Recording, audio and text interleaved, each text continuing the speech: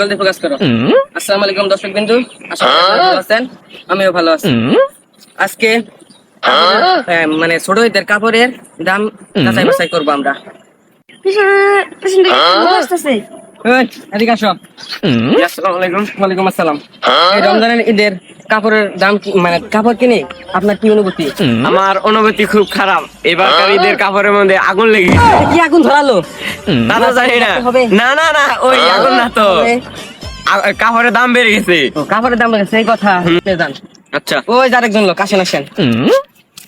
কাপড় কিনে কি অনুভূতি? বাবুরে কি আর বলমু, আমি হইলাম গরিব মানুষ। মার্কেটে কাপড়ের যে দাম, আমার পক্ষে আর কাপড় কেনা হবে না বাবু। যাইয়া ওই জম্বি রাস্তা, ওই জম্বি রাস্তা। আজকের মার্কেটের অবস্থা, কিভাবে গরিব সাধারণ জনগণ মানুষ কাপড় চোপড় কিনবে এই ছোট ঈদে। যাই হোক, আমার চ্যানেলের সাথেই থাকুন। আরো এরকম মজাদার সংবাদ পেতে আমাদের চ্যানেলটি সাবস্ক্রাইব করুন এবং 2-3 করে লাইক দিয়ে দিন। আসসালামু আলাইকুম।